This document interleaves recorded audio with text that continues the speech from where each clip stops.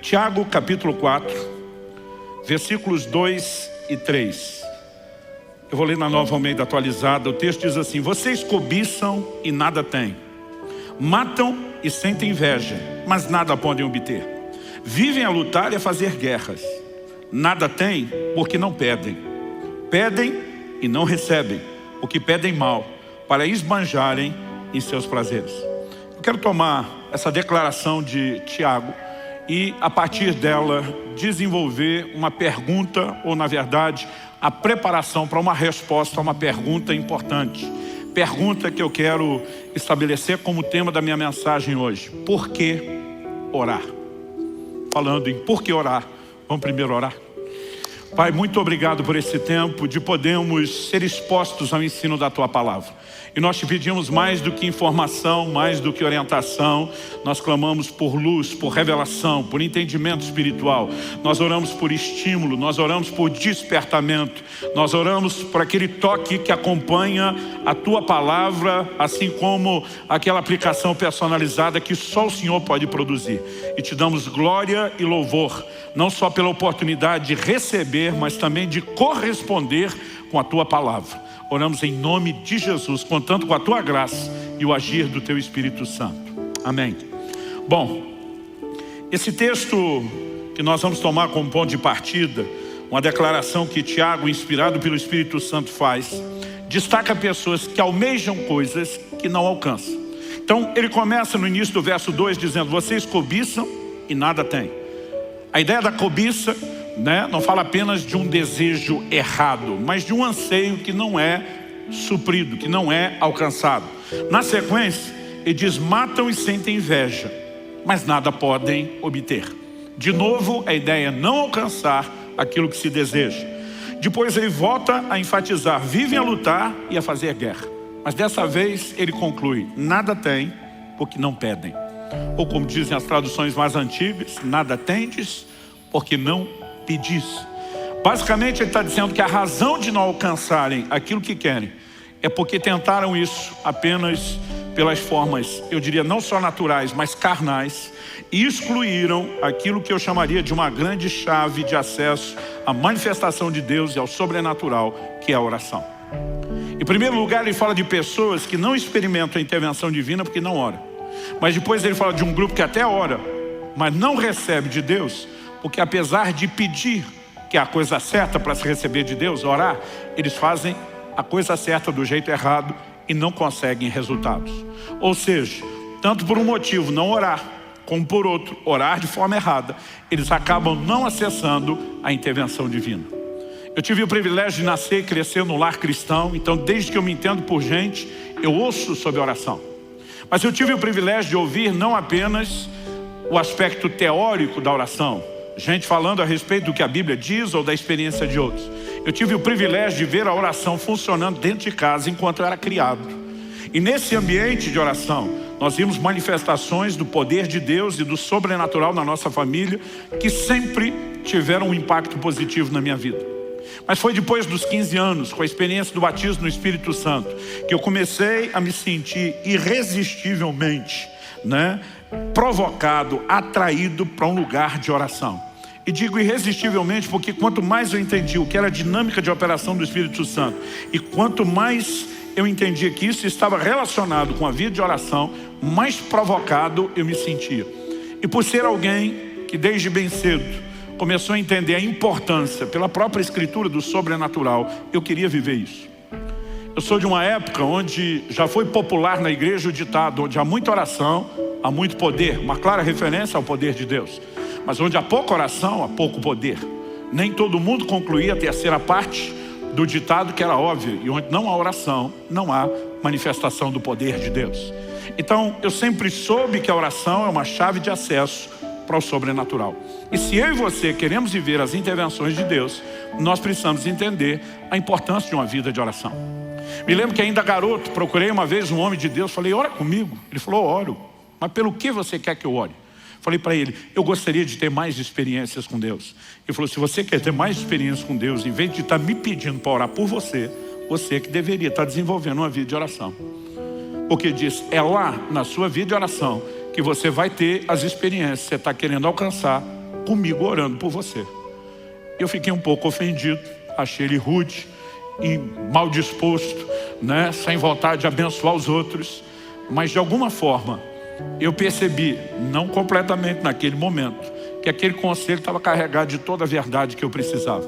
Se havia um lugar onde o sobrenatural seria acessado, era na minha vida de oração, e não apenas pedindo oração para os outros. Quando você lê o livro de Atos, a maior parte das experiências extraordinárias narradas tem um pano de fundo em comum, que é uma vida de oração. No dia de Pentecostes, o que é que aquele povo estava fazendo no cenáculo? Atos 1,14 diz que eles perseveravam unânimes em oração. Então a experiência da visitação do Espírito Santo em Atos 2 foi gerada naquele ambiente de oração. Em Atos capítulo 3 nós temos um milagre de um paralítico sendo levantado na porta formosa do templo. A Bíblia diz que Pedro e João iam como de costume à hora da oração. Naquele desenvolvimento de uma vida de oração, eles começam a ver sinais e prodígios. Em Atos no capítulo 4, a Bíblia fala dos discípulos novamente sendo cheios do Espírito Santo. Mas não só eles, a Bíblia diz o lugar onde estavam reunidos tremeu. Você consegue imaginar uma reunião dessa? Onde o prédio, o ambiente que nós estamos todo é chacoalhado com o poder de Deus. E a Bíblia diz que todos foram cheios do Espírito Santo. E você vai seguindo a narrativa bíblica. Um anjo de Deus aparece para Cornélio, Atos 10. O que Cornélio estava fazendo? Orando. O apóstolo Pedro tem uma visão no telhado, em paralelo ao que está acontecendo com Cornélio. O que é que Pedro estava fazendo em cima do telhado, enquanto preparava a comida? A Bíblia diz que Pedro subiu, né, ao eirado para orar. Quando você olha a visão que Ananias tem, e o Senhor aparece a ele, tem um contexto, não só Ananias, mas Paulo especificamente, está 3 dias trancado, sem comer nem beber, orando, né? E o Senhor se manifesta a Ananias dizendo, vai lá, impõe suas mãos sobre Paulo, e nós vemos a experiência sendo provocada. O Senhor Jesus aparece para Paulo no templo. O que é que Paulo estava fazendo lá no templo? Piquenique? Não, estava orando. E você percebe que a oração é de fato uma porta para o sobrenatural, não apenas para experiências, mas também para vivermos, além das respostas às orações, um nível maior da manifestação do reino de Deus nessa terra. Mas a pergunta em cima da qual nós queremos trabalhar é por que orar? Por que a oração acaba se tornando essa porta de entrada para a manifestação do sobrenatural? Eu quero, antes de tentar trabalhar o conceito correto, eu quero trabalhar 2 questionamentos que eu particularmente me fiz muitas vezes e já vi muita gente, né, fazer o mesmo tipo de indagação e pergunta. Em primeiro lugar, eu quero trabalhar a ideia de que a oração não é meramente informativa. Ela não tem o propósito de comunicar a Deus uma necessidade. O Deus onisciente, que conhece tudo, o Deus presciente, que conhece as coisas antes de acontecerem, não precisa ser informado sobre um problema. Então, a oração não cumpre um papel de informar Deus sobre uma necessidade, uma vez que Ele já sabe de tudo. O segundo questionamento diz respeito à vontade de Deus. Muita gente me pergunta, mas Deus não faz o que quer, quando quer, como quer, do jeito que quer, uma vez que Ele é soberano? Eu digo para as pessoas, não confunda soberania com unilateralidade. Deus não age sozinho. Ele chama o tempo todo o homem para um lugar de interação, e Ele só faz isso porque Ele quis. Ele decidiu ser soberano do jeito dele. De vez em quando eu vejo gente dizendo que se Deus depende do homem para fazer alguma coisa, Ele não é soberano. Eu digo, se Ele precisar estar reduzido ao seu conceito de soberania, é que Ele não é soberano. Ele é soberano do jeito que Ele quer. Se Ele decidiu agir assim, se Ele decidiu revelar na sua palavra que as coisas funcionam assim, elas são assim, ponto final. Mas, estritamente, quando você pensa, se Deus faz o que quer, como quer, do jeito que quer, então por que nós vamos orar? Ele já vai fazer o que faria, independente de eu orar. Ele não vai fazer nada porque eu orei. Então por que Ele me mandaria? Não apenas deixaria a porta aberta, mas me mandaria orar para que Ele faça o que Ele já ia fazer, independente da minha oração? Se nós não entendemos essas questões, provavelmente a nossa vida de oração não vai ser provocada ao nível de resposta que eu e você precisamos que ela seja. Então, há algumas verdades nas quais eu quero trabalhar, e eu vou mexer primeiro nesses 2 conceitos, para só depois responder por que orar. Então, uma das coisas que eu e você precisamos levar em consideração é que o reino de Deus, como um todo, suas verdades, seus princípios, não deveriam sofrer o que muitas vezes nós fazemos, que é uma leitura emocional. Um dia eu perguntei para alguém, por que é que você ora a Deus?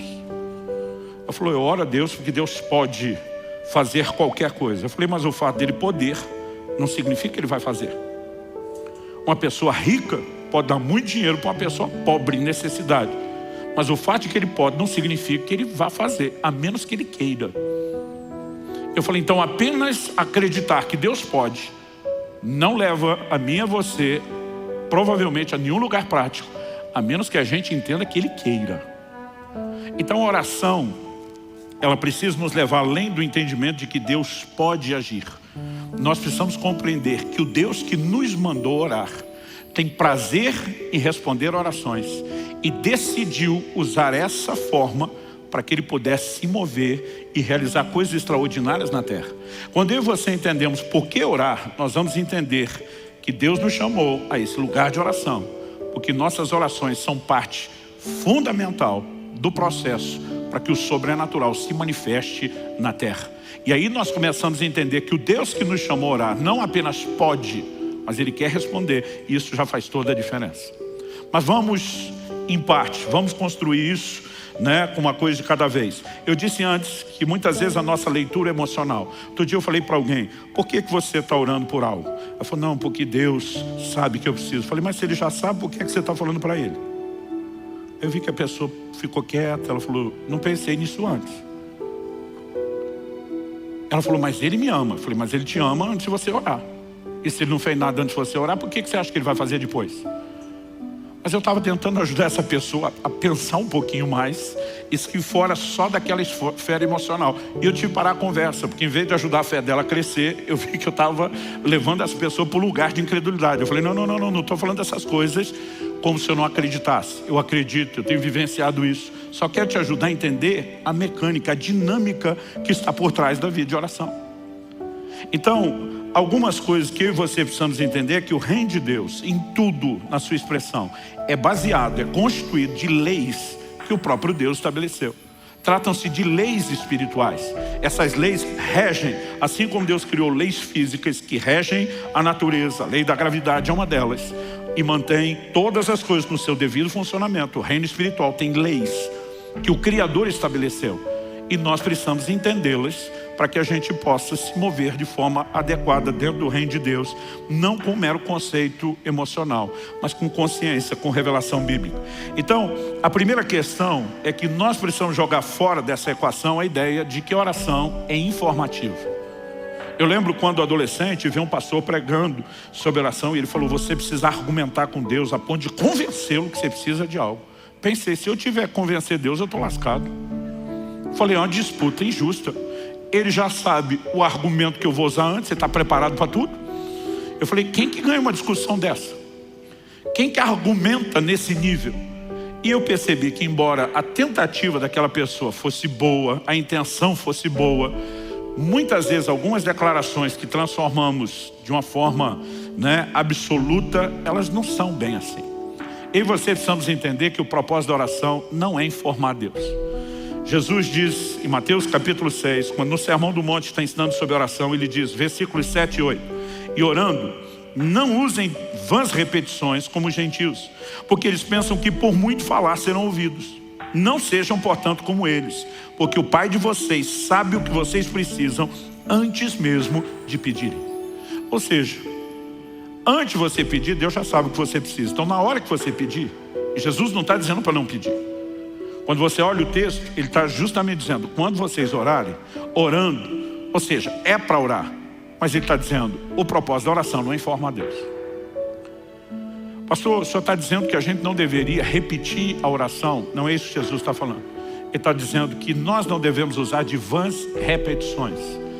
Em outras palavras, acredito que ele está falando que a oração não deve ser transformada numa fórmula, numa espécie de reza que é repetida e você tem o conceito errado de que vai vencer Deus na canseira. Alguns acham que por muito falar serão ouvidos. Já vi gente distorcer o que Jesus ensinou em Lucas 18. Quando ele conta uma parábola sobre uma viúva que é chamada de viúva importuna. Já vi gente dizendo, você tem que importunar Deus, incomodar Deus. E eu olho e digo, não foi isso que Jesus ensinou. Jesus fala de uma viúva que importunou um juiz iníquo. Esse juiz não é a figura de Deus. Ele não reflete o caráter de Deus. Ele é um homem ímpio, sem valores. Ele não estava nem aí para fazer justiça para aquela mulher. Mas ele cedeu pela importunação, porque foi incomodado. O que Jesus está fazendo não é a comparação desse juiz com Deus, é um contraste. Assim como no outro momento, em Mateus 7, Jesus disse: se vocês são maus, sabem dar boas dádivas aos vossos filhos, quanto mais o Pai Celestial não dará coisas boas àqueles que pediram. Quando Jesus diz quanto mais, ele está dizendo: vocês são ruins, maus, já atende bem os filhos. Imagina Deus que é bom. Não é mera comparação, é um contraste, é um destaque. Ele está dizendo que Deus está em outro patamar. Em outras palavras, Jesus está dizendo: ele não vai ser vencido pela importunação. O que você precisa entender é que há nele uma disposição de te atender e de fazer algo em seu favor. Quantos estão entendendo? Jesus não está falando contra a insistência da oração. Lucas 18:1, antes de falar da viúva importuna, registra o seguinte: Jesus lhes contou uma parábola para mostrar que deviam orar sempre e nunca desanimar. Essa insistência na oração já mostra que o propósito da oração não é informativo. Por que eu vou orar uma segunda vez se eu já informei a Deus na primeira? Então, obviamente, não se trata de informação. Quando nós tiramos isso da equação, ressalta-se novamente a pergunta: então por que orar? A oração tem outro motivo, tem outra razão de ser. Ah, pastor, mas a Bíblia usa aquela expressão sobre lembrar a Deus. Esse é um texto que você vai ver muito, em especial no contexto do Velho Testamento. Por exemplo, Isaías 62, 6 e 7, o próprio Deus falando: sobre as tuas muralhas, ó Jerusalém, pus guardas que jamais se calarão, nem de dia nem de noite. Vocês que farão com que o Senhor se lembre, não descansem, nem deem a ele descanso, até que restabeleça Jerusalém e a ponha por objeto de louvor na terra. Uma palavra do próprio Deus. As traduções mais antigas dizem: sobre os teus muros, ó Jerusalém, pus atalaias, sentinelas. Aqui a Bíblia está falando são guardas sobre as muralhas. Qual o propósito desses vigias? Insistir noite e dia, fazer lembrado o Senhor até que ele restaurasse a sorte de Jerusalém. Por quê? Porque Deus tinha promessas. Essa expressão de fazer lembrado não significa que Deus tenha problema de memória, não significa que ele seja esquecido, não significa que ele seja distraído. Embora muitas vezes a Bíblia use o que na teologia nós chamamos de antropomorfismo. Essa palavra grande, complicada, fala de Deus usando figuras que o homem necessita a fim de poder entender aquilo que ele não tem um outro paralelo para entender.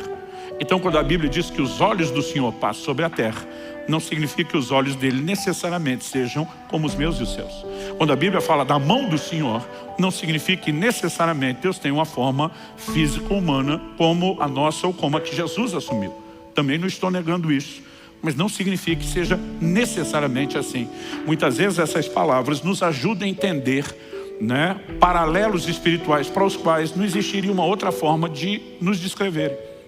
Por exemplo, estava conversando essa semana no carro com a minha filha numa viagem. Eu falei: interessante a Bíblia dizer que no dia do tribunal do juízo vão se abrir os livros, porque todo o registro de antigamente, quando essas verdades foram escritas, era feito na forma de livros. Eu falei para minha filha: particularmente, imagino que se esses textos fossem escritos hoje, talvez falaria de um outro formato de registro digital. Falei para minha filha: imagino passar-se-ão os vídeos.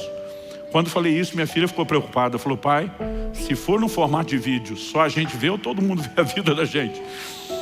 Eu falei: você tem algo a temer? Ela falou: não, mas seria uma coisa muito estranha, a gente assistir a vídeo de todo mundo. Ela falou: é gente mais. Eu falei: tempo é o que não vai faltar na internet, na eternidade, E ela olhou para mim e falou: você está falando sério? Eu falei: não, estamos brincando, especulando, A Bíblia só fala dos livros, mas isso não significa que seja uma declaração absoluta, que seja a única forma de registro. Então, quando a Bíblia usa a expressão lembrar o Senhor, normalmente isso vem dentro de um contexto. Qual contexto?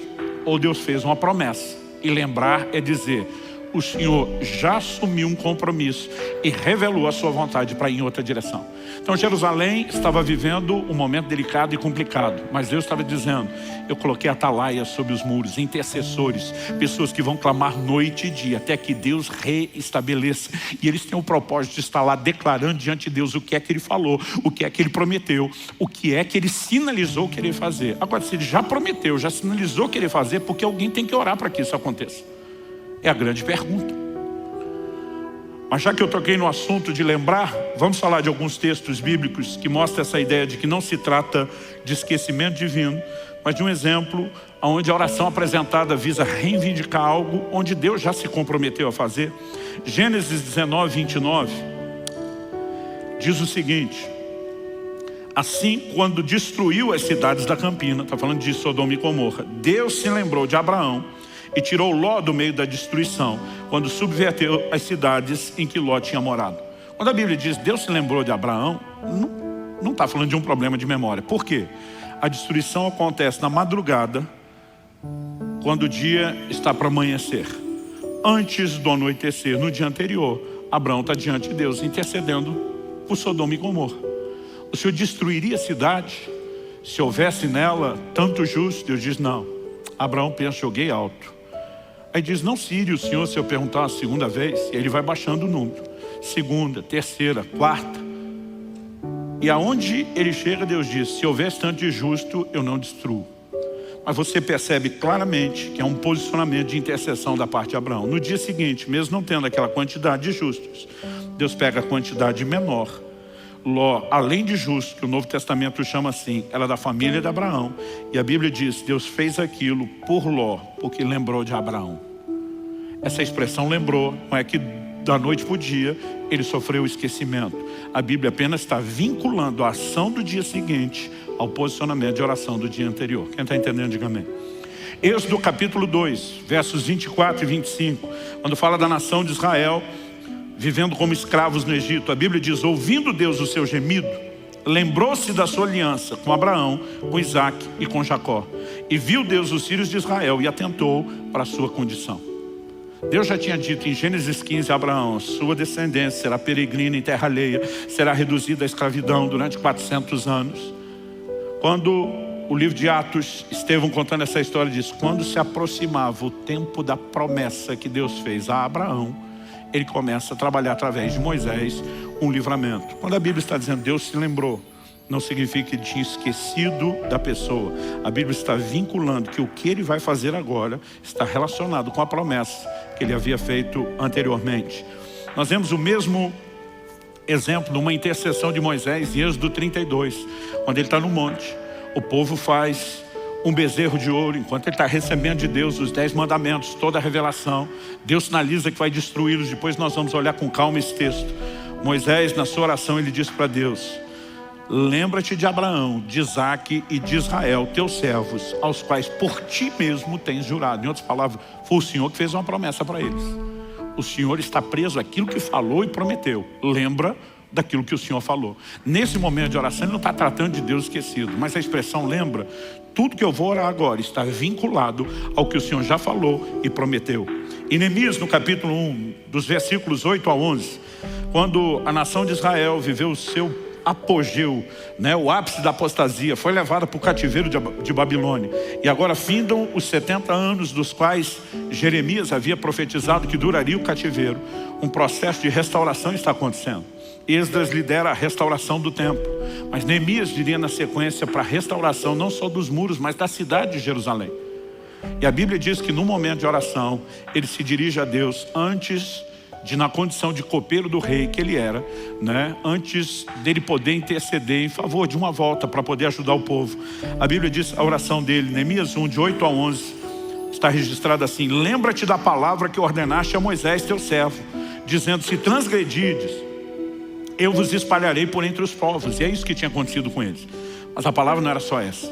Ele diz, mas se vos converterdes a mim e guardardes os meus mandamentos e os cumprides, então ainda que os vossos rejeitados estejam pelas extremidades do céu, de lá os ajuntarei e os trarei para o lugar que tenho escolhido para ali fazer habitar o meu nome, que era Jerusalém. Estes ainda são teus servos. Agora ele está falando para Deus em favor do seu povo. E o teu povo que resgataste com teu grande poder e com a tua mão poderosa. Ah, Senhor, estejam pois atentos os teus ouvidos à oração do teu servo, e a dos teus servos se agradam de temer o teu nome. Concede que seja bem sucedido hoje o teu servo e dá-lhe mercê perante esse homem. A Bíblia diz que ele termina dizendo, nesse tempo eu era copeiro do rei. Essa expressão, lembra-te da tua palavra, Lembra daquilo que o Senhor falou. Nunca tem um papel informativo. Já que o senhor esqueceu, estamos aqui te fazendo recordar. É apenas um posicionamento de reivindicação. É a sua promessa, é a sua aliança, é o seu compromisso. E daqui a pouco nós vamos entender a importância de orar alinhado à vontade de Deus. Mas em primeiro lugar, a gente precisa eliminar a ideia de que não se trata meramente de informação. Em segundo lugar, vamos procurar entender esse questionamento a respeito da vontade de Deus. Se Deus faz o que quer, quando quer, só do jeito que quer, como se Ele agisse de forma unilateral, qual o sentido de orar? Como eu disse antes, Ele já vai fazer o que Ele quer, independente da gente pedir ou não. E se a gente pedir alguma coisa que Ele não quer, Ele também não vai mudar o que quer porque a gente pediu. Então qual o sentido de orar? Não só qual o sentido de orar, qual o sentido de Deus nos mandar orar? Será que isso tudo seria mera encenação? Será que Deus apenas olhou lá do céu e disse, esse povo não tem o que fazer, vamos deixar eles acreditar que eles influenciam alguma coisa, mesmo que isso não leve eles a lugar nenhum? Será que é assim que Deus agiria? Será que essa seria a dinâmica do seu caráter? Vamos iludi-los para alguma coisa que não produz resultado? Nós sabemos que isso não é verdade. Por quê? A Bíblia traz afirmações recorrentes de que Deus ouve o clamor dos homens. Ao que diz Josué, capítulo 10, versículo 14, quando se refere ao dia em que naquela batalha para ajudar os gibeonitas contra os cananeus, a Bíblia diz que Josué orou e Deus faz parar o sol. O dia se estendeu para que eles tivessem mais luz natural para poder vencer e exterminar completamente o inimigo. Olha o que a Bíblia diz, Josué 10, 14. Não houve dia semelhante a esse, nem antes nem depois dele, tendo o Senhor assim atendido a voz de um homem, porque o Senhor lutava por Israel. A Bíblia diz que Deus atendeu a voz de um homem. A Bíblia não diz que isso aconteceu apenas porque Deus predeterminou no seu conselho por si mesmo que faria isso, alguém pedindo ou não. Aliás, essa palavra traduzida, atendeu. E eu particularmente acredito que atendeu é a melhor opção de tradução no contexto. Mas ela muitas vezes é traduzida como ouvir, no sentido não só de escutar, mas de realmente responder e atender alguém. E ela muitas vezes é traduzida como obedecer. Nós sabemos que isso não se aplica a Deus, porque nós devemos obediência a Ele, não Ele a nós. Mas a Bíblia está dizendo que Deus fez porque um homem pediu. E eu não sei você, mas eu fico empolgado com essa ideia de que de alguma forma a nossa voz possa ser ouvida. É lógico que Josué está orando dentro do escopo da vontade revelada de Deus. Deus disse, vocês vão avançar, vocês vão conquistar a terra, nenhum inimigo vai resisti-lo durante todos os seus dias, eu vou lutar por vocês. Então ele se posiciona e diz, está do nosso lado, precisamos de mais luz do dia. Não queremos que o Senhor lute em nosso lugar, mas já que o Senhor luta por nós conosco, nos dê mais luz, nos deixe exterminar todo mundo. E um milagre sem precedentes aconteceu. A Bíblia diz, não houve dia como esse, nem antes nem depois. Deus atendendo a voz de um homem. Então algo que eu e você precisamos questionar é, onde é que fica a vontade de Deus quando estamos falando sobre oração? No Salmo 6, 9, eu estou escolhendo um de muitas menções nos Salmos, Davi diz, o Senhor ouviu a minha súplica, o Senhor acolhe a minha oração. Ou seja, ele não está falando de Deus fazer apenas algo que quis, mas está falando de Deus literalmente atender aquilo que ele clamou a Deus para que Deus fizesse. No Evangelho de João, nós temos algumas declarações que também não podem ser ignoradas. João capítulo 14, versículo 13, Jesus diz, e tudo o que vocês pedirem em meu nome, isso farei, a fim de que o Pai seja glorificado no Filho. Se me pedirem alguma coisa em meu nome, eu o farei. Eu não sei você, mas eu fico empolgadíssimo com declarações como essa, Ao olhar para as declarações da palavra de Deus, no mesmo Evangelho de João, nós vemos outras afirmações, como por exemplo, João 16, 23 e 24, Jesus diz, naquele dia vocês não me perguntarão nada. Em verdade lhes digo, se pedirem ao Pai alguma coisa em meu nome, Ele lhes concederá. Até agora vocês não pediram nada em meu nome, peçam e receberão, para que a alegria de vocês seja completa. Ele não está falando mero e simplesmente de Deus fazer apenas o que quer. Mas ele está sinalizando que eu e você podemos alcançar de Deus algumas coisas que nós queremos, porque nos posicionamos para pedir. E Tiago diz, alguns não estão alcançando, é porque não pedem. Outros até estão pedindo, mas não chegam lá, porque pedem mal. Estão fazendo a coisa certa do jeito errado. Mas o que a Bíblia está mostrando é que se eu e você fizermos a coisa certa do jeito certo, nós podemos ver a ação de Deus e o sobrenatural invadindo as nossas vidas. Quem está entendendo, diga amém. No entanto, não podemos negar que há uma relação muito forte na Escritura entre oração e a vontade de Deus. É inegável, não dá para desvincular essas duas coisas. Por exemplo, em Mateus no capítulo 6, no versículo 10, na oração do Pai Nosso, Jesus está nos ensinando não uma reza, mas um modelo de oração. Ele nos ensina a dizer: venha o teu reino, seja feita a tua vontade. Pergunto: se a vontade de Deus se estabelece na terra sem oração, por que é que Ele mandou a gente orar para a vontade dele ser feita? Nós estamos falando de uma simples encenação?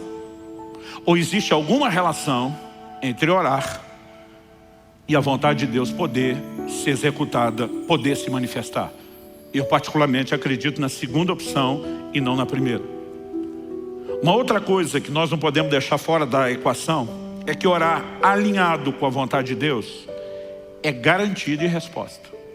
1 de João, capítulo 5, versículos 14 e 15 diz o seguinte: essa é a confiança que temos para com Ele, que se pedimos alguma coisa segundo a sua vontade, Ele nos ouve. E se sabemos que Ele nos ouve quanto ao que lhe pedimos, estamos certos de que obtemos os pedidos que lhe temos feito. Então ele diz: se oramos segundo a sua vontade, somos ouvidos. Se somos ouvidos, certeza que vamos alcançar o que é que nós estamos pedindo. Então a oração que é feita segundo a vontade de Deus é um tiro certeiro. Pastor, como podemos saber a vontade de Deus ao orarmos? Em primeiro lugar, o que Deus já revelou na Escritura, o que Deus já revelou na palavra. Em segundo lugar, eu e você podemos lidar com questões que são de ordem personalizada. Não são detalhes que estão nas Escrituras. Quando Kelly estava grávida do Israel, nosso primeiro filho, estava se aproximando a hora do parto. Me lembro de um dia que eu estava no meu momento devocional, de oração com Deus. O Espírito Santo falou comigo: ore e jejue, porque você vai enfrentar uma grande batalha na hora do parto do seu filho. A partir daquele momento, durante 6 dias, eu não comi absolutamente nada. Eu fiquei em oração e intercessão contínua, até que no 6º dia me veio o que eu chamo de um testemunho de vitória. Alguns dos crentes mais antigos, em especial do meio pentecostal, usavam uma expressão que é: nós vamos orar até chegar lá.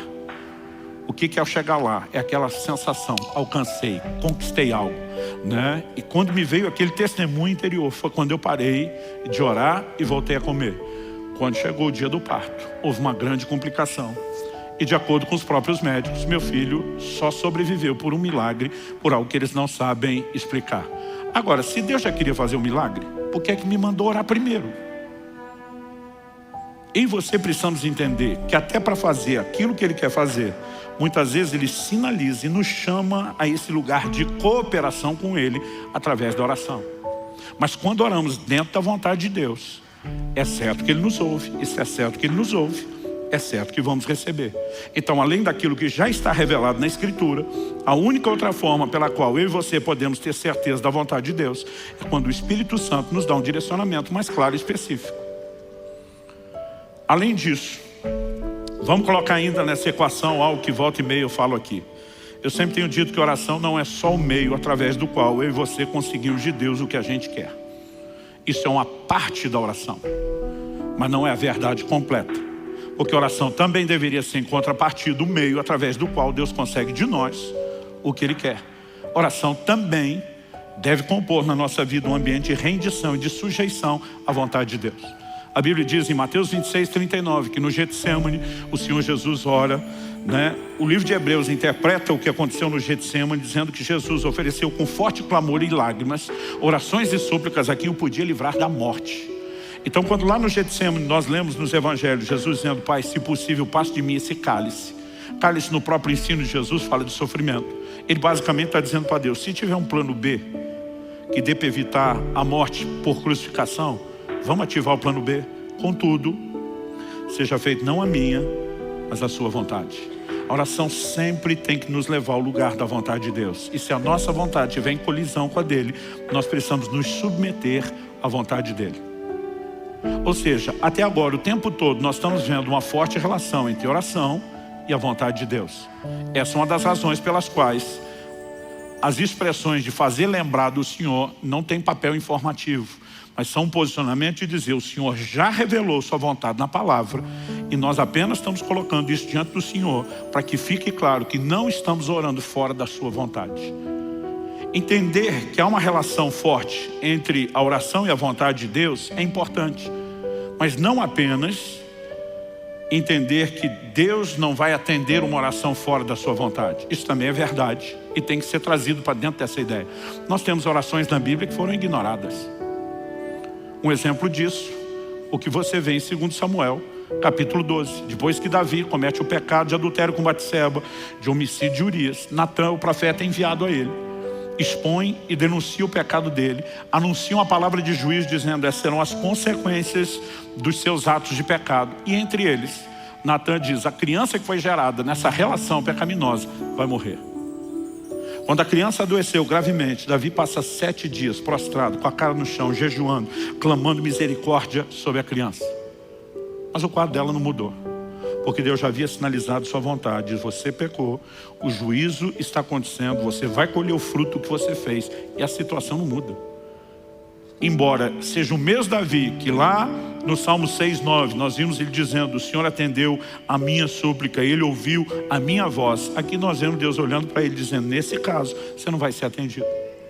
Aliás, vamos tirar um exemplo pessoal só de Davi e vamos tentar ter um olhar mais abrangente, genérico. Provérbios 28:9 diz assim: quem desvia os ouvidos de ouvir a lei, aqui a lei de Deus, a palavra de Deus, até a sua oração será abominável.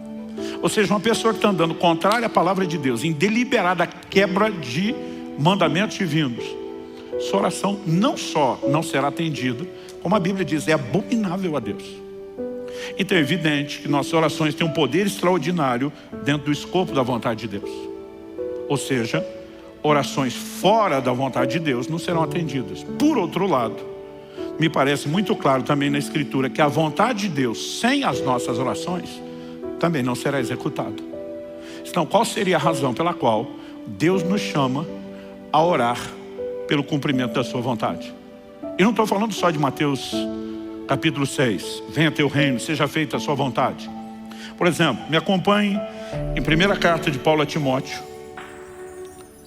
no capítulo 2, 1 Timóteo, capítulo 2, e vamos ler junto a partir do versículo 1. O apóstolo diz assim: antes de tudo.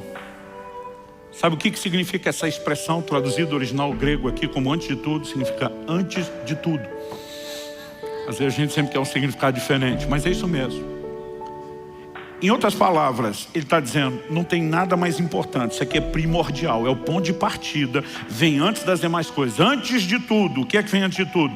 Peçam e façam súplicas, orações, intercessões e ações de graças em favor de todos os homens, ou dependendo da versão, de todas as pessoas. Pergunta: por que é que Deus quer que a gente ore por todo mundo? O apóstolo continua, inspirado pelo Espírito, e diz: ore em favor dos reis e de todos os que exercem autoridade. Isso aqui não é só privilégio, é responsabilidade da igreja orar pelos governantes.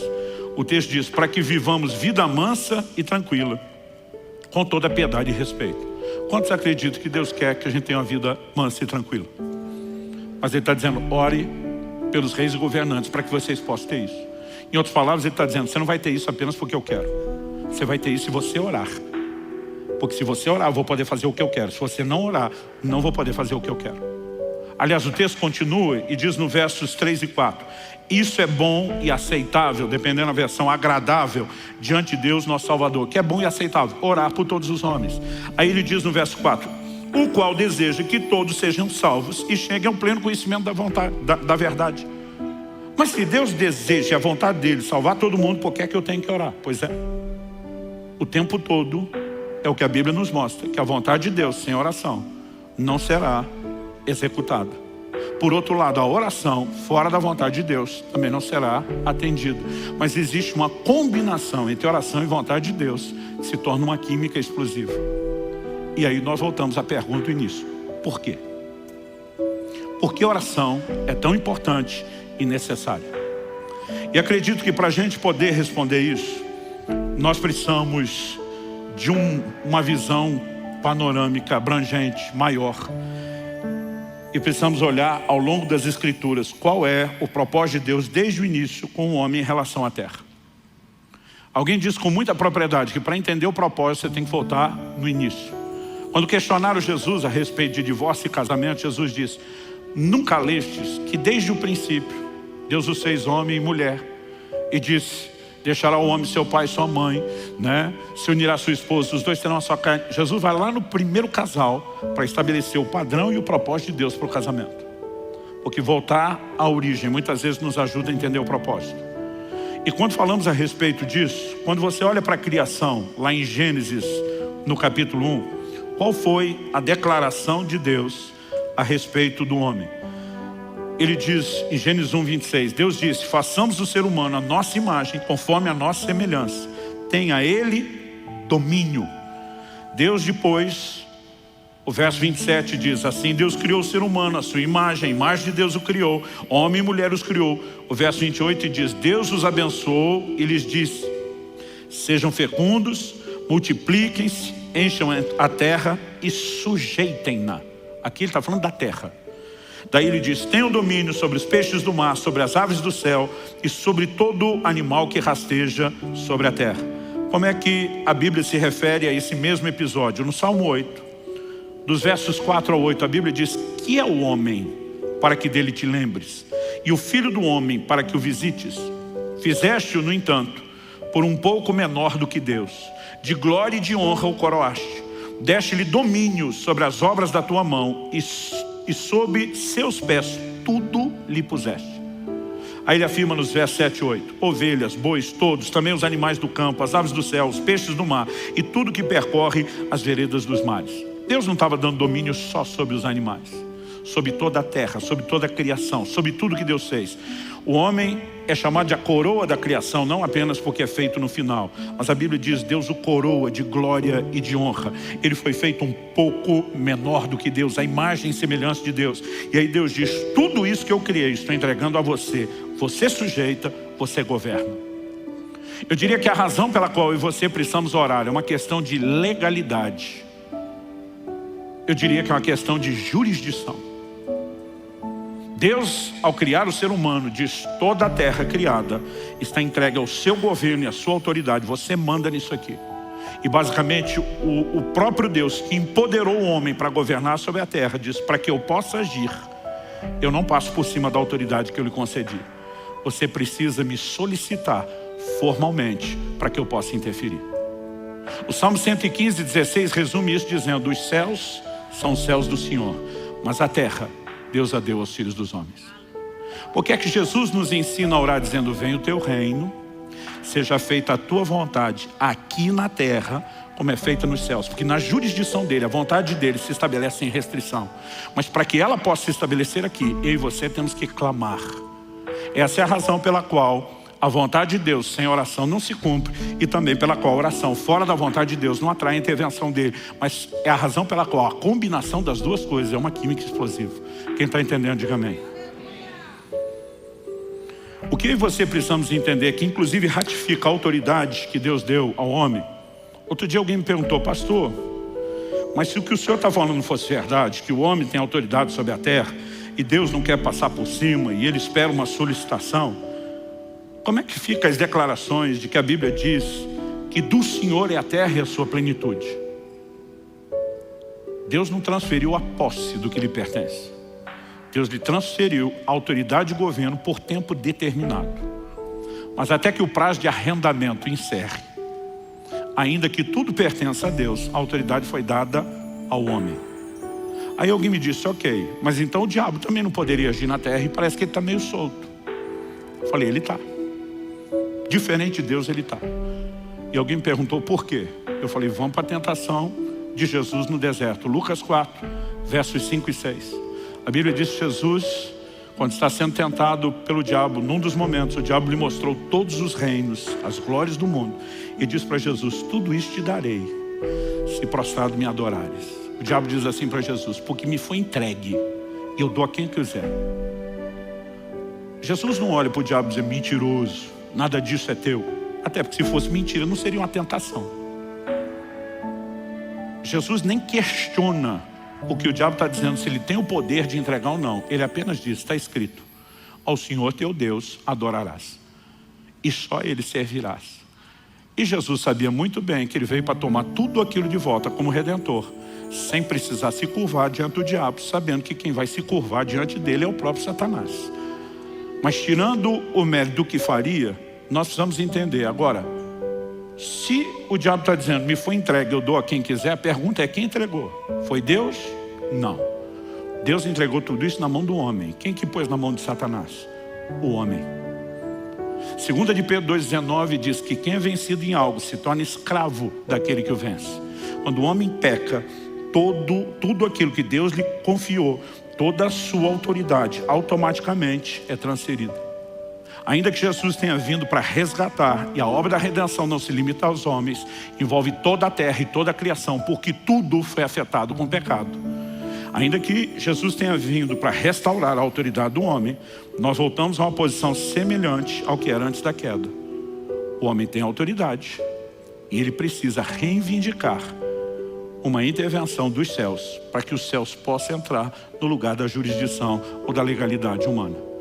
Ou seja, nós não estamos de forma alguma limitando o poder de Deus. Deus, por razões que pertencem a Ele, escolheu que as coisas funcionariam assim, revelou na sua palavra que esse é o formato. Então eu volto naquele questionamento do início. Alguns de vez em quando me perguntam, e a soberania de Deus, onde fica? Eu falei, fica com Ele. Ele continua sendo soberano. Ele que decidiu agir assim, não foi a gente que convenceu Ele. Nós não iludimos Ele para participar do processo e conseguimos fazer Ele acreditar como se Ele não fosse soberano. Ele, o Criador, Senhor de todas as coisas, decidiu e revelou isso na sua palavra. Ponto final. A pergunta é, o que é que eu e você vamos fazer com a autoridade que nos foi dada? Com a autoridade que nos foi entregue? A Bíblia está dizendo, alguns não têm porque não pedem. Os céus não vão se mover em favor de quem não pede. Pastor, então qualquer um que pedir vai receber? Também não. Porque Tiago diz que alguns pedem, não recebem porque pedem mal. Qual a definição de pedir mal? Em primeiro lugar, ele fala de alguns que querem apenas esbanjar nos seus próprios deleites. Ou seja, eles não estão sintonizados com a vontade de Deus. E não é porque para Deus agir na terra, Ele precisa da solicitação do homem, que o homem aqui na terra manda Deus fazer o que Ele quer e não o que Deus quer. Então nós precisamos entender esse outro lado. Segundo, uma das definições de uma oração bem-sucedida está lá em Tiago capítulo 1. Ele começa falando de sabedoria e termina falando de toda e qualquer outra coisa. Ele diz, tem algum de vós falta de sabedoria? Tiago 1,5. Peça a Deus que a todos dá liberalmente. Eu amo essa frase. Deus dá de forma generosa, liberal. Mas ele diz, peça porém com fé, não duvidando. Ele diz, porque o que duvida é semelhante à onda do mar que é levada e agitada pelo vento. Ele diz, não pense tal homem, o que duvida, que receberá do Senhor coisa alguma. Então aqui nós temos um outro elemento. Se qualquer petição funcionasse, todo mundo estava sendo atendido em toda e qualquer coisa. Mas porque a oração ela precisa não só estar alinhada à vontade de Deus, mas ser feita com fé, é que muita gente no processo acaba tendo orações sem resultado, sem nenhuma efetividade. Porque a necessidade de fé, Deus determinou, o justo viverá da sua fé. Tudo que eu e você vamos receber de Deus estão nos depósitos da graça. Como que a graça é acessada?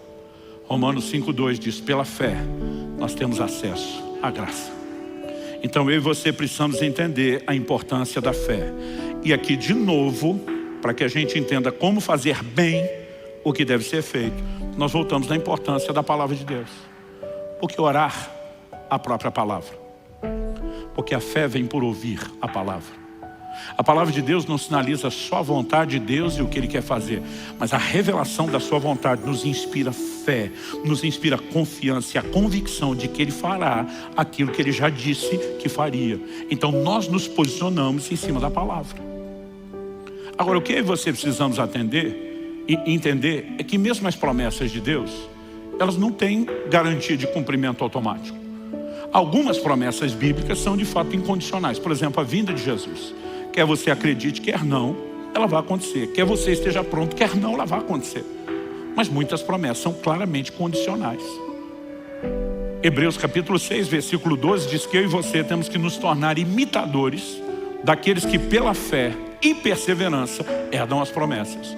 Ou seja, sem fé ninguém vai herdar a promessa. 1 Timóteo 1,18, nós vemos Paulo declarando a Timóteo: de acordo com as profecias que foram ditas a teu respeito, combate firmado nelas o bom combate. Ou seja, se o que Deus falou vai se cumprir automaticamente, por que é que eu tenho que lutar por isso? Mas aí eu e você precisamos entender que uma das razões é que o nosso posicionamento de fé vai nos levar a experimentar a intervenção divina. Quem está entendendo, diga amém. Com isso em mente, eu queria que a gente fosse lá para Êxodo capítulo 32.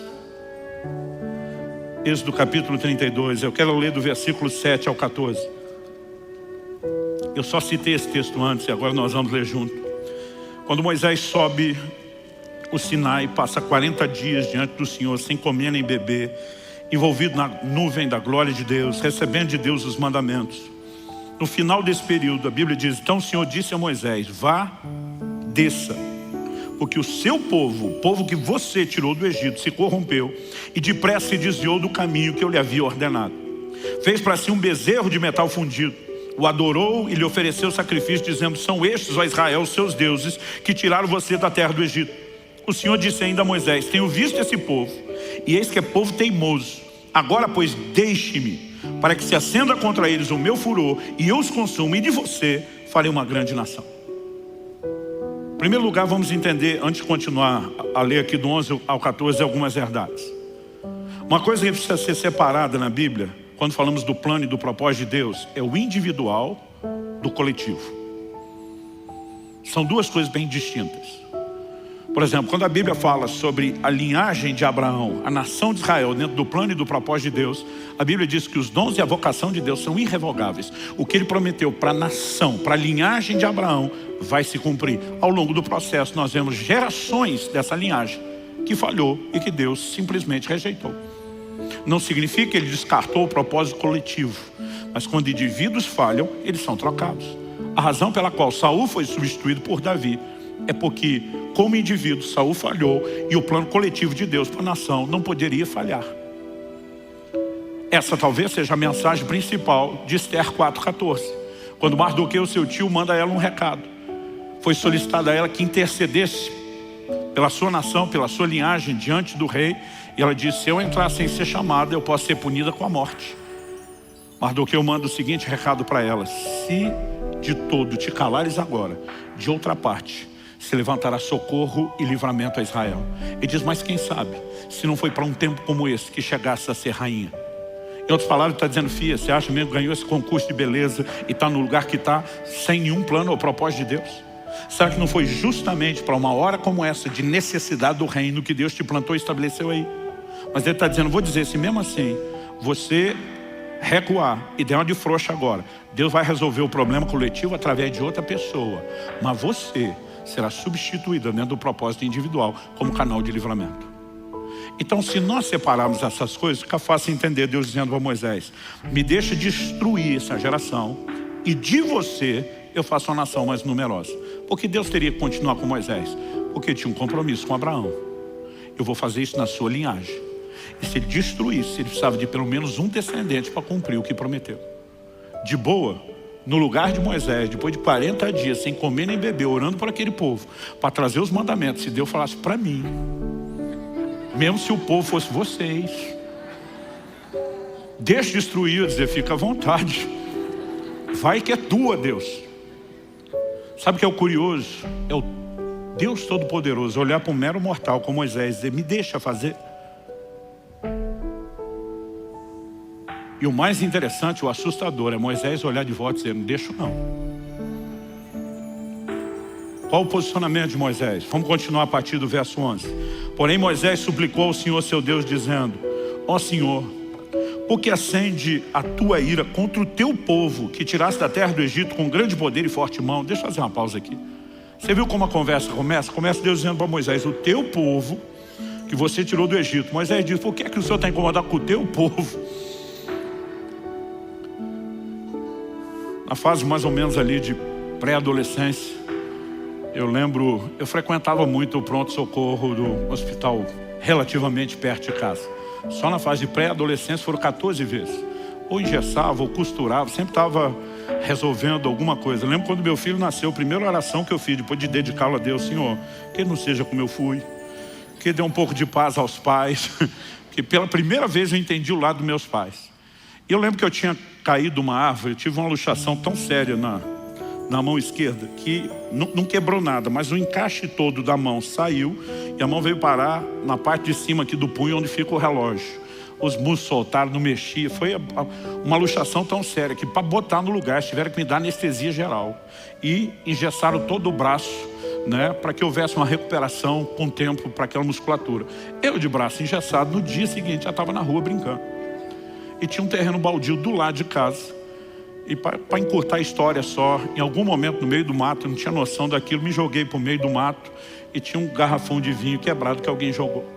E eu caí em cima daquilo. E aquilo pegou meu joelho direito um tempão. Achava que era o esquerdo. Um dia dele fui olhar a cicatriz. Falei, errei o lado, né?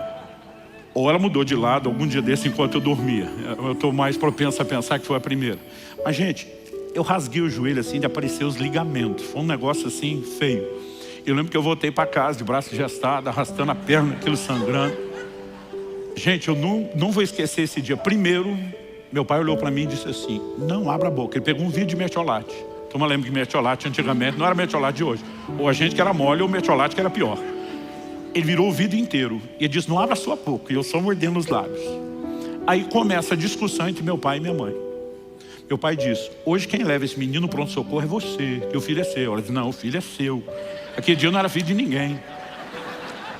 Meu pai dizia, eu não aguento mais chegar lá e os médicos chamaram ele pelo nome. Eu, Luciano, você de novo. Eu não tenho cara para isso. Os dois discutindo. Eu dizia, alguém vai ter que me levar, não posso ficar. Eu tenho essa sensação quando eu leio aqui, Deus dizendo para Moisés, é o teu povo. Moisés dizendo, o povo é teu. Eu fui lá porque o Senhor mandou, não tinha nada a ver com isso. Ele diz, ó Senhor, por que se acende a tua ira contra o teu povo que tiraste da terra do Egito com grande poder e forte mão? Por que deixar que os egípcios digam, ele os tirou de lá com más intenções, para matá-los nos montes e para eliminá-los da face da terra? Deixa de lado o furor da tua ira e muda de ideia contra este mal contra o teu povo. Lembra-te, olha a frase do início, lembra-te de Abraão, de Isaac e de Israel, seus servos, aos quais por ti mesmo juraste. Esse por ti mesmo foi ideia tua, nós não te pedimos nada, foi o Senhor que decidiu.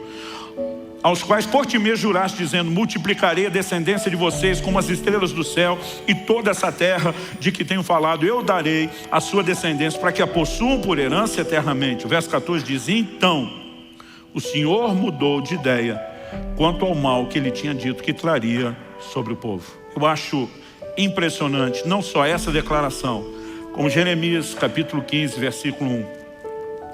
Quando a nação de Israel chega no clímax, no ápice da apostasia, e Deus anuncia o exílio de Babilônia como julgamento. Sabe o que Deus diz? Jeremias 15:1. Então o Senhor me disse, mesmo que Moisés e Samuel se pusessem diante de mim, meu coração não se inclinaria para esse povo. Mande-os embora, que saiam da minha presença. Que Deus está dizendo diferente lá do início, onde esses dois pararam minha ira. Agora nem esses dois param. O que é que Deus está dizendo? Que Moisés e Samuel eram privilegiados, que a oração deles era melhores do que a nossa. Não. Infelizmente, algumas pessoas acreditam nisso. De vez em quando alguém me pede oração e diz, pastor, o senhor pode falar com o homem lá de cima, já que o senhor é mais chegado com ele? Eu olho para a turma e falo, tu está de brincadeira. Nós voltamos agora no erro histórico da igreja romana de criar outros mediadores além de Cristo. Nenhum de nós é ouvido nos céus por mérito. Eu e você usamos o nome de Jesus porque é por causa dele que nós temos acesso. É pelo sangue de Jesus que eu e você podemos entrar no Santo dos Santos. É por isso que nós usamos o nome dele, o que ele fez por nós, ponto final. Mas Deus está dizendo ainda que Moisés e Samuel, o que Deus está dizendo, não é que esses homens eram melhores do que outros. É que eles entenderam e usaram o que Deus disponibilizou para todos, de uma forma como a maioria não entendeu e não usou. Então, Deus está dizendo, o assunto agora é tão sério que nesses dois que me pararam outras vezes, conseguiram parar o juízo que foi determinado sobre essa geração.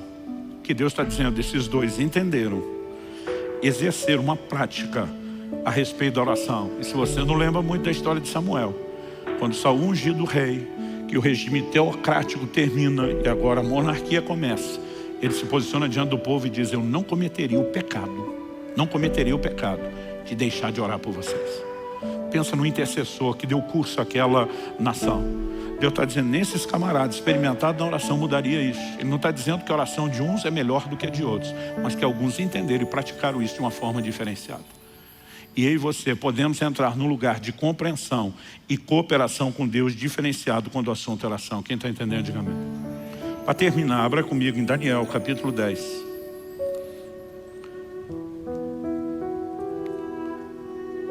Daniel, capítulo 10. Nos versículos 2 e 3, Daniel fala que durante 3 semanas ele pranteou, ficou de luto, chorou. No verso 3 ele diz, não comi nada que fosse saboroso, não provei carne nem vinho, não me ungi com óleo algum, até que passaram as 3 semanas. Esse foi o tempo de jejum e de oração. No final delas, um anjo de Deus apareceu para Daniel. No verso 12, Daniel explica e diz, então ele, aqui ele é uma referência ao anjo. Então ele me disse, não tenha medo, Daniel, porque as suas palavras foram ouvidas desde o primeiro dia em que você dispôs o coração a compreender e a se humilhar na presença do seu Deus. Foi por causa dessas suas palavras, do primeiro dia, que eu vim. Eu não sei o que passou na cabeça de Daniel, porque a Bíblia não diz, mas eu teria talvez perguntado, se me ouviu desde o primeiro dia, porque só chegou depois de 3 semanas. A verdade é que o anjo antecipou a resposta. Ele diz no verso 13, mas o príncipe da Pérsia, ou do reino da Pérsia, me resistiu durante 21 dias. Ele está dizendo, levou 3 semanas para eu chegar, apesar de eu ter saído no primeiro dia. Porque houve resistência, eu fui resistido. Por quem? Pelo príncipe da Pérsia. Ele não está falando de um príncipe humano. Nenhum homem poderia parar um anjo. O poder e a força de um anjo, revelado na Bíblia, é incomparável. Nenhum homem poderia pará-lo. Mas Efésios capítulo 6, verso 12, diz que diferente de Israel do Velho Testamento, nós, o Israel de Deus hoje, a Bíblia diz, nossa luta não é contra a carne e o sangue. Nós não batalhamos fisicamente. A Bíblia diz, nossa luta é contra principados, potestades, dominadores, dependendo da versão, as hostes espirituais da maldade. Há toda uma hierarquia no plano espiritual. E nós vemos que os demônios também têm questões territoriais e que existem príncipes, por isso são chamados de principados sobre nações. Quem era a Pérsia? A Pérsia, junto com a Média, havia acabado de assumir o lugar de Babilônia e estava exercendo o controle do mundo dos seus dias. Não era só uma potência mundial, era um governo mundial. O príncipe da Pérsia era o demônio de maior autoridade que exercia governo do reino das trevas sobre o mundo dos seus dias. O que está acontecendo enquanto Daniel está orando não é um problema da vida de Daniel. É uma movimentação sobre o reino de Deus de proporções globais. E ele diz, eu enfrentei resistência de uma das maiores potestades, de um dos maiores principados do reino das trevas. Tanto que ele diz no verso 13, porém Miguel, um dos príncipes mais importantes, outras traduções diz, um dos primeiros príncipes, a NVI diz, um dos príncipes supremos, veio me ajudar. E eu fiquei ali com os reis da Pérsia, mesmo com a ajuda de Miguel. Quem é Miguel? Patente alta, um dos primeiros príncipes. Apocalipse 12 fala que quando Satanás com seus anjos forem expulsos definitivamente, a Bíblia fala de Miguel liderando os exércitos de Deus nessa guerra. Patente alta. O anjo está dizendo para Daniel, a briga está tão feia que eu precisei da ajuda de Miguel, um dos primeiros príncipes. Ele ficou do meu lado, o pau quebrou essas 3 semanas. Aí está dizendo, eu furei o bloqueio. Vim te dar notícia, mas a briga não terminou. Olha comigo os versos 20 e 21. Ele diz assim, ele disse, você sabe por que eu vim? Agora voltarei a lutar contra o príncipe da Pérsia. Ele diz, tem uma briga na volta, no caminho de volta. Ele diz, e quando eu sair, eis que virá o príncipe da Grécia. O que ele estava dizendo? Assim como os persas, junto com a Média, assumiram o lugar de Babilônia, ainda que esse principado contra o qual nós vamos lutar caia, se levantará um novo principado com a Grécia, que é quem assumiu o governo mundial no lugar da Pérsia. Ele termina dizendo no verso 21, mas eu direi a você o que está expresso no livro da verdade. E na minha luta contra eles não há ninguém que esteja ao meu lado, a não ser Miguel, o príncipe de vocês. Assim como existem principados malignos, nós temos príncipes dos anjos. A Bíblia destaca Miguel como príncipe do povo, da nação de Israel. Há uma guerra acontecendo no plano espiritual. A pergunta é, se Daniel parasse de orar no segundo dia dizendo, acho que esse negócio não está funcionando, qual teria sido o custo dessa guerra e dessa batalha? Se eu e você como igreja assumimos uma atitude permanente de negligência na oração, qual será o destino da igreja dos nossos dias? Qual será o curso do estabelecimento ou não do reino de Deus na terra? Uma pergunta que frequentemente não nos fazemos. Porque muitas vezes nós achamos que orar é um privilégio quando se trata de alcançar benefícios pessoais. Mas nós não entendemos que se trata de uma responsabilidade quando falamos a respeito de estabelecer o reino de Deus. É lógico que nós vamos ter intervenções de Deus, são de ordem pessoal. Jesus falou, tudo quanto pedidos em meu nome. Se não estamos quebrando princípios, nem colidindo com a vontade de Deus, Ele não estabeleceu limites. E muitas vezes nós podemos ver coisas que para outros pode até não parecer importante. Eliseu fazer flutuar um machado, a maioria de nós teria dito, compra outro. Gente, eu já vi Deus fazer desaparecer verruga, joaninha do pé dos outros, no momento da oração. Muitas vezes a gente fica tentando definir o que é, o que não é importante. Deus nem definiu esses limites. Eu gosto sempre de lembrar, no início do meu ministério, quando estava mais quebrado que arroz de terceira, não estava nem no estado de poder chamar a mulher de meu bem, que é um perigo para quem está quebrado, que às vezes o banco confisca, porque era solteiro, nem meu bem tinha.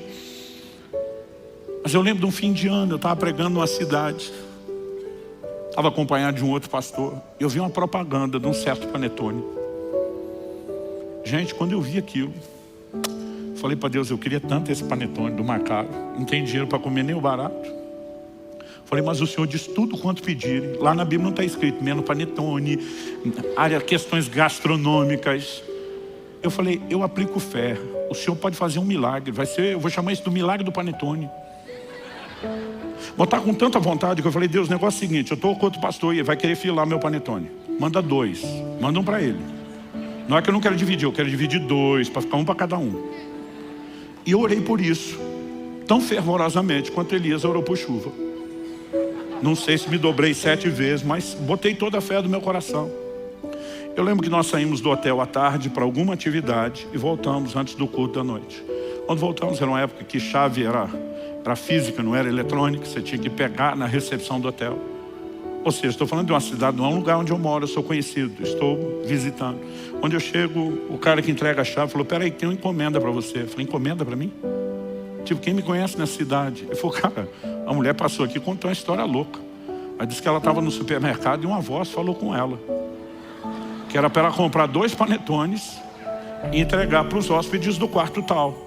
E ela nem deixou nome e contato porque ela disse que era uma coisa muito doida. A voz mandou ela comprar o panetone e disse qual era o hotel, qual era o quarto. Aí eu falei, se for a marca tal, é meu. Ele falou, é 2 desses. Falei, manda para cá. Falei para o outro que estava comigo, anda comigo que tu vai ser abençoado. Agora, porque Deus nos permite isso, nós não podemos reduzir a oração só a isso. Essas coisas no início, principalmente na fase de maturidade, me empolgavam. Por quê? 1 de Pedro 3,12 diz que os olhos do Senhor estão sobre os justos e os seus ouvidos atentos às suas súplicas. Mas à medida que eu ia vendo essas respostas de coisas até mesquinhas, eu comecei a entender, peraí, se os céus estão de olho em mim, esperando que eu clame, eles também não estão esperando apenas que eu ore por panetone, mas sim que venha o teu reino, seja feita a sua vontade. Então não significa que eu não vou orar por essas coisas, mas minha vida de oração tem que ser maior do que isso. Eu e você precisamos orar pelo crescimento da igreja, por salvação de almas. Eu e você precisamos orar por gente sendo cheia do Espírito Santo, por famílias sendo restauradas, por manifestações de sinais da parte de Deus. Um dia desse alguém falou, pastor, por que nós não estamos tendo tanto milagre? Ele falou, não estou nem comparando com a igreja de Atos. Quem serve a Deus há mais tempo lembra disso. A década de 90 nós tivemos um mover de curas, sinais, milagres, maravilhas enchendo o Brasil. Foi um negócio extraordinário. Aí o cara falou, nós não estamos vivendo mais isso hoje. Eu falei, sim, mas se você já era crente na década de 90, você deve se lembrar que nós tivemos um despertamento, a oração e o jejum na década de 90, como talvez nunca houve antes. E não é coincidência que os sinais e prodígios tenham invadido a igreja justamente na hora onde ela mais estava orando para que o poder de Deus se manifestasse. Eu falei, olha para a igreja do livro de Atos, Atos 4.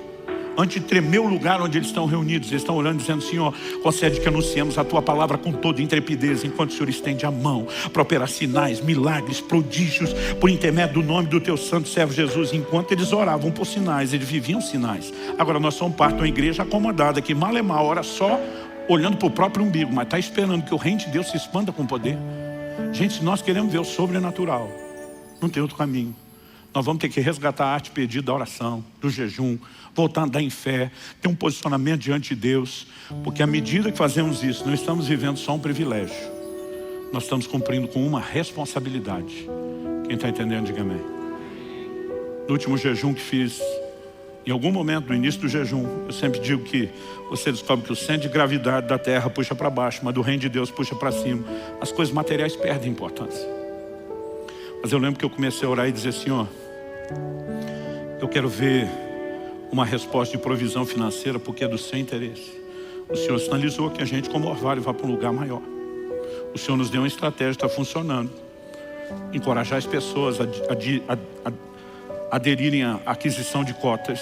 Eu falei, no ritmo que está indo, vai levar de 1 ano e meio a 2 para a gente esgotar essas cotas. Eu falei, eu gostaria de ver um sinal teu. Eu estou orando por algo que o Senhor revelou ser o seu plano e é do seu interesse.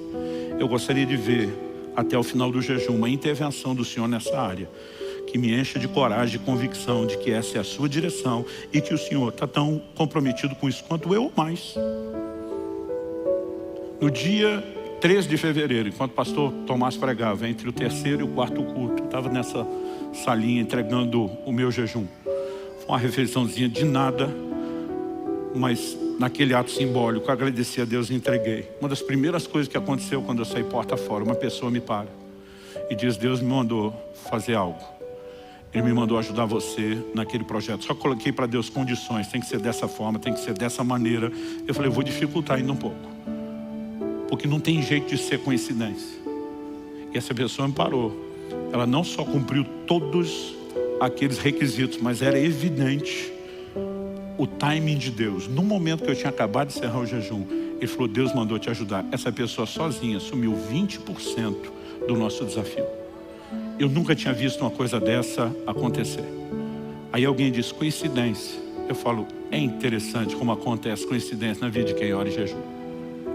De vez em quando eu falo para um ateu, curta a sua incredulidade, que eu curto minha fé, né? Você vai chamar de coincidência, mas essas coincidências só acontecem com a gente, com vocês não tem. É um privilégio viver o sobrenatural, mas quando você começa, além do que Deus pode fazer por você no âmbito pessoal, abraçar a responsabilidade de trazer o reino de Deus para a terra, entender que Deus nos deu o privilégio de cooperar com Ele, você vai entender por que orar.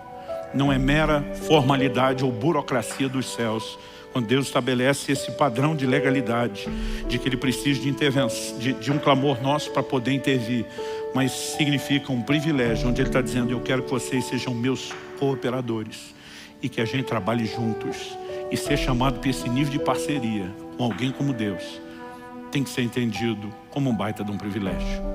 Isso torna suave a definição da responsabilidade, porque é muito pesada a definição do privilégio. Vamos ficar em pé para parecer que está acabando.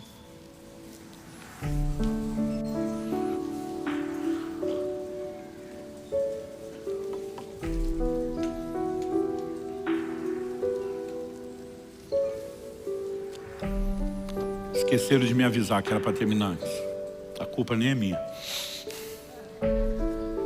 Sabe que nós podemos ter alguns minutinhos de oração, onde a gente possa diante de Deus dizer, Senhor, que essas verdades sejam entendidas, que elas sejam absorvidas, que elas entrem, que elas produzam resultado na nossa vida.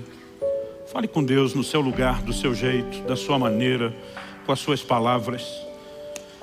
Meu Deus, a Tua palavra foi anunciada e a nossa oração não é apenas por entendimento e aplicação personalizada. É que aquilo que o Senhor começou, está começando nesse momento, não pare no final dessa reunião. Nós oramos que junto com a verdade comunicada venha despertamento, venha Teu sopro de vida, venha uma mobilização no coração de cada um dos Teus filhos e filhas, para render-se ao Teu chamado. Não um convite, mas uma convocação, para que possamos nos doar mais à oração, ao jejum, à interação contigo, para o estabelecimento do Teu reino. Nós queremos ver mais do sobrenatural. Nós clamamos que o poder celestial se manifeste, que a Tua glória possa de fato ser derramada, invadir a terra, que a terra se encha da Tua glória como as águas cobrem o mar. e que nós possamos, ó Deus, cooperar contigo dia a dia nesse processo. Desperta-nos não apenas para um entendimento melhor, mais profundo, mas para esse despertamento, para esse lugar de correspondência contigo. Permita-nos vivenciar experiências novas e maiores, crescer de uma forma prática, no entendimento, na escola da oração, debaixo da liderança do Teu Espírito, que é chamado nas Escrituras de o Espírito de súplicas. Pai, nós clamamos por um agir poderoso do Teu Espírito nas nossas vidas como indivíduos, na nossa vida como igreja, como corpo. Que o Espírito Santo venha turbinar a nossa vida de oração com uma nova perspectiva, com um novo entendimento, um novo despertamento. Nós clamamos em nome de Jesus. Em nome de Jesus. Que o Teu Espírito nos leve a essa escola de oração, a esse ambiente onde aprendemos por meio da compreensão da Tua palavra, mas também de forma prática, vivenciando intervenções e manifestações dos céus, que nos provoquem a nos dedicar cada vez mais, de forma progressiva, a uma vida de oração. Nós suplicamos em nome de Jesus. Nós clamamos pela restauração, pela restituição do sobrenatural na vida da igreja, nas nossas vidas, como indivíduos, nas nossas casas. Queremos viver mais das Tuas intervenções. E oramos que isso não apenas supra necessidades pessoais, que o Senhor nos use como uma espécie de vitrine, que o Seu nome seja glorificado e exaltado, que a fé de outros seja provocada e inspirada. Nós clamamos em nome de Jesus. O Senhor, se referindo à Sua igreja, diz que ela seria chamada casa de oração. Nós queremos cumprir esse papel. Suplicamos graça e favor do Senhor, bem como o Teu toque, em nome de Jesus. Em nome de Jesus. Se você crê e concorda, diga amém. Se você recebe essa palavra, diga eu recebo, em nome de Jesus. Glória a Jesus.